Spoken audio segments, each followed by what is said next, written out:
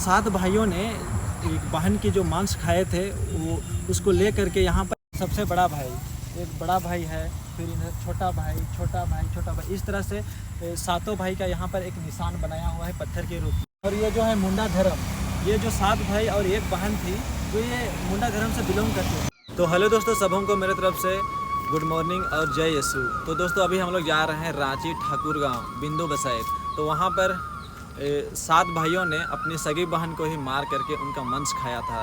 तो उसी स्टोरी को आप लोग को बताएंगे और मेरे साथ में है अभी अमित भैया जी। जैसु दोस्तों, जैसु, हेलो। हम दोनों भाई ने साथ में मिल करके हम लोग बाइक से जा रहे हैं ना, तो एक दो शब्द अपना भैया को बात करने के लिए मौका देते हैं। तो दोस्तों आप सबों को प्रवीण भाई के चैनल में स्वागत है, हमारे चैनल में स्वागत है। तो आज हम लोग एक स्टोरी करने के लिए जा रहे हैं। वहाँ पे एक बिंदु बसैर ठाकुर गाँव नाम की एक जगह है और ये रांची जिला में पड़ता है। और बहुत ही प्राचीन काल में ऐसे घटना हुआ था, बहुत ही दर्दनाक कहें या फिर भयावह घटना हुआ था जो कि 7 भाइयों ने अपनी सगी बहन का मांस खाया था। बाकी स्टोरी जानने के लिए आप हमारे साथ बने रहिए।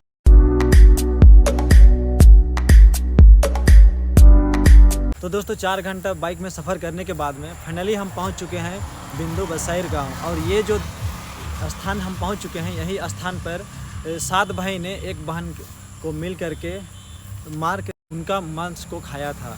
तो इनका बारे में मुझे ज़्यादा कुछ तो नॉलेज नहीं है, तो इनका बारे में मेरे साथ में अमित भाई जी आप लोग को इनका स्टोरी थोड़ा बहुत बताएंगे, तो बता दीजिए। रांची जिले से लगभग 40 किलोमीटर की दूरी पर है। हम लोग यहाँ पे फाइनली पहुँच गए हैं। और ये जो बिंदु बसैर गांव में एक सतयुग में ऐसी घटना हुई थी जो दिल को झकझोर देने वाली थी। और उसमें एक परिवार में 7 भाई थे, 7 भाई और एक बहन थे। तो कहानी या फिर जो सच्ची घटना है इस प्रकार है, शुरू से मैं बता रहा हूँ। 7 भाई थे और 7 भाई में से सबसे छोटी बहन थी, क्योंकि भाई लोग आज भी खेत में काम करते हैं, जंगलों में काम करते हैं, और बहन लोग जो होते हैं वो लोग घर में काम करते हैं। वो लोग खाना पीना बर्तन जो भी मानना है उस काल में भी वही हुआ करता था। तो 7 भाई खेत में एक दिन काम करने के लिए गए थे और बहन घर में अपना झाड़ू पोछा खाना पीना बना रही थी। तो खाना बनाने के दौरान वो सब्ज़ी काट रही थी। सब्ज़ी काटने के दौरान ही क्या हुआ कि वो अपनी उंगली को काट बैठी, और जब उंगली को काटी तो वहाँ से ब्लड निकलने लगा। तो जब ब्लड निकलने लगा तो वो सोची कि अब मैं इसको कहाँ पोंछूँ, मैं दीवार में पोंछूँगी तो मेरे जो भैया लोग हैं वो लोग गुस्सा हो जाएंगे, वो लोग देख लेंगे। कपड़ा में पोंछूँगी तो भैया लोग देख लेंगे, और सूप में पोंछूँगी जो जिसमें साग काट रही थी उसमें पोंछूँगी तो वो भी भैया लोग देख लेंगे। तो वो क्या सोचती है कि मैं क्यों ना मैं इसी में पोंछ लूँ, मतलब साग में ही पोंछ लूँ।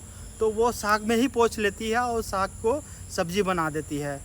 जब भाई लोग खेत से आते हैं, लौटते हैं, तो उसी सब्ज़ी को खाना में परोसती है और देती है। तो भैया लोग को उस दिन अलग ही टेस्ट लगता है, मतलब उसका स्वाद ही मतलब बिल्कुल अलग लगता है। तो भाई लोग पूछते हैं कि बहन तुम आज क्या मिलाई हो सब्ज़ी में? तो मतलब वो बोलती है कि क्योंकि वो सतयुग का टाइम था और सतयुग में वो झूठ वो लोग नहीं बोलते थे, इसलिए वो सच बता देती है कि मैं अपना साग काटते दौरान अपना उंगली को काट बैठी थी, और वो जो ब्लड था मतलब खून था वो मैं उसी में मिक्स कर दी थी। हाँ, मिक्स कर दी थी। तो उसी का ये है। तो वो लोग सोचने लगते हैं अरे इसका खून इतना स्वादिष्ट है, इतना स्वादिष्ट लग सकता है, तो इसका मांस कितना स्वादिष्ट लगेगा। तो वो लोग मतलब जो 6 भाई थे, एक भाई तो काना था, 7वां भाई, तो उसको छोड़ के, क्योंकि वो काना भाई था वो बहुत प्यार करता था अपनी बहन से, तो 6 का 6 भाई उनको लालच आ गया उसका मांस खाने के लिए। तो वो लोग क्या करते हैं, प्लान बनाने लगते हैं, वो लोग षड्यंत्र रचने लगते हैं कि इसका मांस, इसको कैसे मतलब मारा जाए और इसका मांस खाया जाए।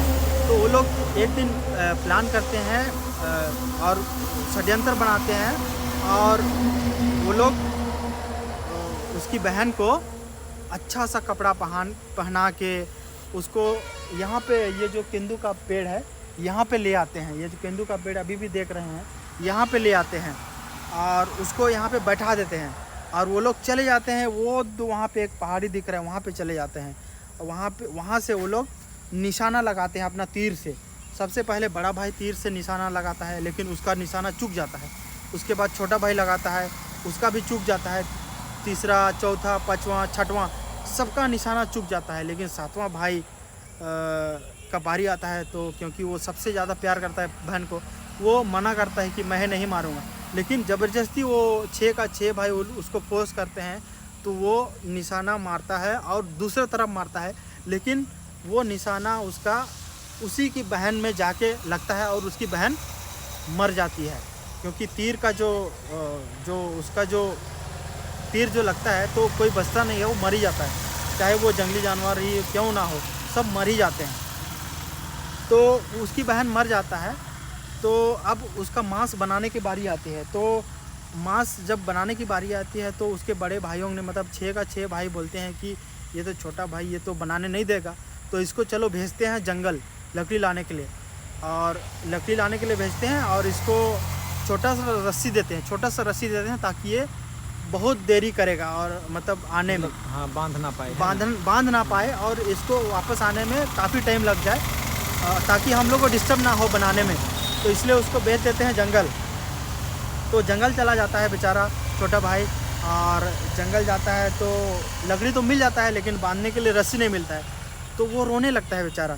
तो रोते रोते बोलता है, मतलब रोने लग जाता है। तो तुरंत एक सांप उसको दिखाई देता है और बोलता है कि भाई तुम क्यों रो रहे हो। तो बोलता है कि अरे हमको लकड़ी लेना है, और लकड़ी तो हम कलेक्ट कर लिए हैं, जुगाड़ कर लिए हैं, लेकिन रस्सी नहीं पूर रहा है बांधने के लिए रस्सी।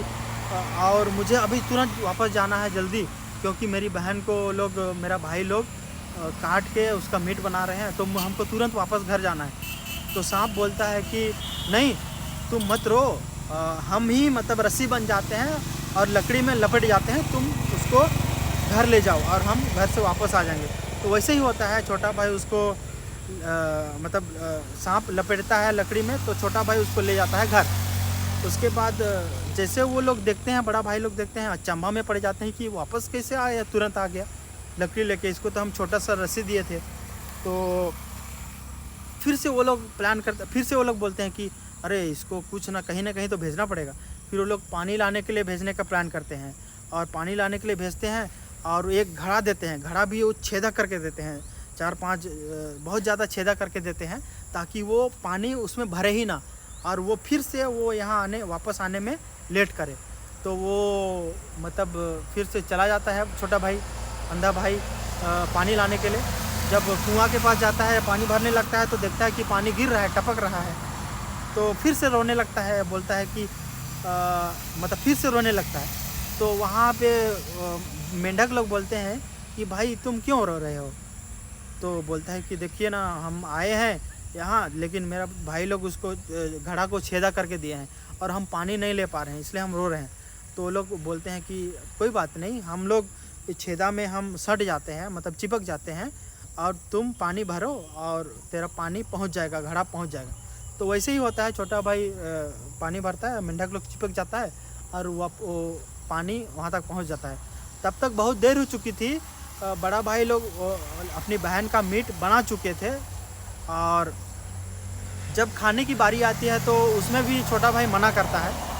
और लेकिन मना कैसे करेगा, उसको तो लेना पड़ेगा। तो वो लोग अपना अपना हिस्सा का मीट, बहन का मीट को बांट देते हैं। लेकिन छोटा भाई को तो नहीं खाना था, इसलिए वो छोटा भाई क्या करता है, तुरंत वो कुआं के पास जाता है और वहाँ से मछली और केकड़ा ले आता है, ताकि वो मतलब उस मीट के जगह पे उसको खा ले। तो जब मीट खाने का बारी आता है, तो सबका आवाज़ कड़क कड़क कड़क हड्डी का आवाज़ करता है। तो ये छोटा भाई का भी वो केकड़ा का आवाज़ कड़क कड़क करता है। तो वो लोग शक नहीं करते हैं कि मतलब केकड़ा खा रहा है या उसकी बहन का मीट खा रहा है। वो लोग शक नहीं कर पाते हैं, उसको लगता है कि वो उसकी बहन का ही मीट खा रहा है। वो मतलब 6 का 6 भाई को भी लगता है उसकी बहन का ही मीट खा रहा है। तो लेकिन उसका छोटा भाई वो बहन का मीट नहीं खाता है। अब जो ये पीछे देख रहे हैं, ये यहाँ पे लाके उसको उसकी बहन का मीट को छिपा देता है। और बहुत साल बाद, कुछ साल बाद, ये जो सुंदर सा ये जो बांस का पेड़ देख रहे हैं, ये यहाँ से निकल आता है, उसी मीट से निकल आता है। तो बहुत साल गुजर जाने के बाद सब भाई लोग अपना अपना परिवार बसा लेते हैं। तो इसी जगह से एक भिखारी जो पहले केंद्रा बजाया करते थे, भिखारी केंद्रा बजा के मतलब भीख मांगते थे, तो यहीं से अपना जीविका चलाते थे ना। तो यहीं से गुजरता है वो भिखारी, और वो देखता है इतना सुंदर सुंदर बांस का टहनी, तो सोचता है कि ये सुंदर सुंदर बांस की टहनी तो मेरे लिए केंद्रा बन जाएगा। तो एक बांस का टहनी को काटता है और उसी से केंद्रा बना के वो ले जाता है, केंद्रा बनाने के लिए ले जाता है। और उसी जो केंद्रा से अपना बना के अपना बजाता है, इधर उधर बजाता है और घूमता था ना, अपना भिक्षा मांगता है। और वही उसी दौरान कुछ दिन बाद फिर से इसी गांव में आता है वो भीख मांगने के लिए। और सबसे पहले बड़ा भाई, जो लड़की का बड़ा भाई के पास घर जाता है, क्योंकि सब अलग अलग हुए रहते हैं उस टाइम। तो लड़की का बड़ा भाई के पास जाता है, और जब जाता है और ऐसे करता है बजाने के लिए, तो वो केंद्रा बोलता है, नहीं बजता है। हाँ। और वो केंद्रा से आवाज़ आता है कि ना बाज रे केंद्रा, ये तो मोर दुश्मन कर घर है के। तो वहाँ पे बजता नहीं है। उसके बाद वो दूसरा भाई के पास चला जाता है बजाने के लिए, वहाँ भी वैसी आवाज़ आता है, ना बाज रे केंद्रा, ये तो हमारे दुश्मन कर घर लगे। और तीसरा भाई के पास में चला जाता है, वो भी वही बजता, वही आवाज़ आता है। तीसरा, चौथा, पाँचवां, छठवां के पास भी वही आवाज़ आता है। अब सातवां भाई के पास चला जाता है, वो काना भाई था जो सबसे ज़्यादा प्यार करता था उसकी बहन को। वहाँ पे चला जाता है, तो वहाँ पे आवाज़ आता है केंद्रा से कि बाज रे केंद्रा, ये तो मोर छोटका भाई कर घर है के। तो वहाँ पे इतना सुंदर आवाज़ मतलब बजता है, तो उसको देख के बड़ा भाई लोग जलन हो जाते हैं, जलन हो जाता है उनके में। और वो लोग उस केंद्रा वाला जो भिखारी था उसको मारने के लिए दौड़ाते हैं। तो छोटा भाई उसको बचाता है किसी तरह से, और रात भर उस अपने पास ही वो रुकवाता है। वो मतलब भिखारी को, है ना? हाँ, भिखारी को रात भर अपने पास रुकवाता है। उसके बाद सुबह होता है तो भिखारी बोलता है कि हमको घर जाना है, फिर घर चला जाता है। और ये क्या करता है कि जो केंद्रा था ना, उसको छोड़ के चला जाता है, भूल के चला जाता है, मतलब गलती से भूल जाता है और वो चला जाता है अपना घर। उसके बाद उसी दिन जो भाई को, जो आंध्रा भाई को भी काम पे जाना था, काम पे चला जाता है वो भी, रूम को बंद करके। तो फिर वापस आता है शाम को, तो देखता है कि घर पूरा साफ़ सुथरा है, बेड उसका अच्छा से बना हुआ है, सब चीज़ मतलब चटाई उटाई सब, खाना पीना बना हुआ है, सब रेडी। मतलब वो आश्चर्यचकित में पड़ जाता है कि हम तो कुछ किए हैं नहीं, तो अपने से कैसे हो गया। हाँ, वो आश्चर्यचकित हो जाता है कि भाई कैसे हो गया, मेरा घर साफ़ सुथरा हो गया।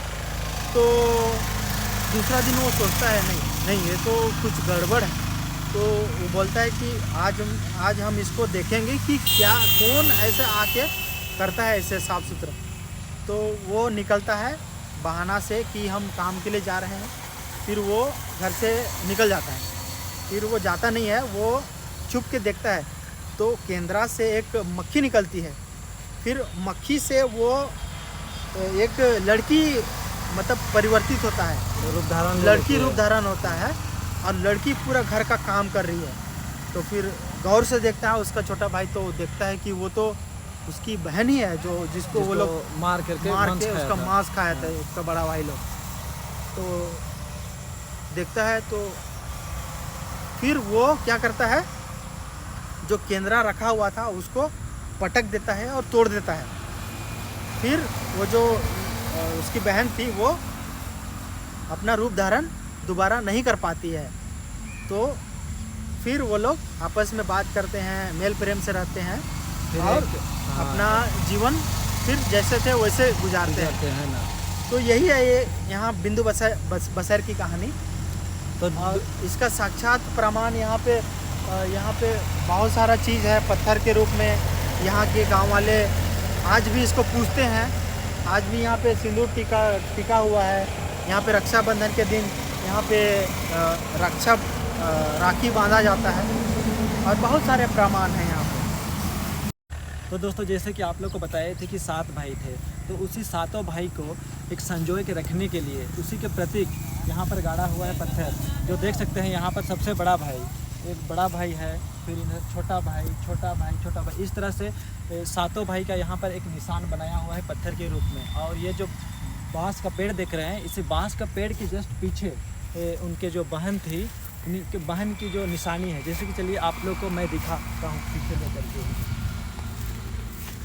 जैसे कि आप लोग देख सकते हैं यहाँ पर ये जो पत्थर है, यही है एक उनकी जो उनकी जो बहन थी, उन्हीं बहन की जो ये है उनके प्रतीक का जो निशान। दोस्तों जैसे कि मेरे पीछे देख रहे हैं, एक यहाँ पर एक बोर्ड लगा हुआ है और इस बोर्ड में जो लिखा हुआ है उनके बारे में हम लोग जानेंगे। जैसे कि यहाँ पर देख सकते हैं, यहाँ प्राचीन कहने का मतलब दोस्तों है ये पहले के ज़माने में ये हुआ था, है ना। और ये जो है मुंडा धर्म, ये जो 7 भाई और एक बहन थी, जो ये मुंडा धर्म से बिलोंग करती थी, है ना। उसके बाद में जो यहाँ पर 7 भाई थे। और यहाँ पर है बिंदु बसैर दोस्तों एक गांव का नाम है, जो अभी इस वक्त हम लोग यहाँ पर उपस्थित हैं। और यहाँ पर जो देख रहे हैं, यहाँ पर एक बड़ा सा बांस का ये जो पेड़ देख रहे हैं, ये बांस का पेड़ जहाँ पर ये 7 भाइयों ने एक बहन की जो मांस खाए थे, वो उसको ले करके यहाँ पर रखे थे। तो वही मन से निकल करके ये जो बांस का पेड़ है, वहीं से यहाँ पर निकला हुआ था। तो दोस्तों जैसे कि आप लोग ने पूरा जो इनका स्टोरी था आप लोगों ने सुन लिया, लेकिन ये बहुत सारे लोग इनको स्टोरी बोलते हैं और कहानी भी बोलते हैं, लेकिन दोस्तों ये कहानी नहीं बल्कि एक सच्ची घटनाएं हैं। और जैसे कि हम लोग बचपन में हम लोग दादी माँ लोग से सुनते थे, लेकिन आज हम उसी जगह पर उपस्थित हैं अमित भैया जी के साथ में। इनका जो कहानी है हमको अच्छी तरह से मालूम नहीं था, लेकिन जैसे कि आप लोग को ये अमित भैया जी ने बताया, तो आप लोग कभी ये सुने थे कि नहीं, आप लोग कमेंट करके इस वीडियो के नीचे कमेंट बॉक्स में ज़रूर बताना। तो चलिए आज की इस वीडियो में बस इतना ही, फिर मिलेंगे कभी नेक्स्ट वीडियो में।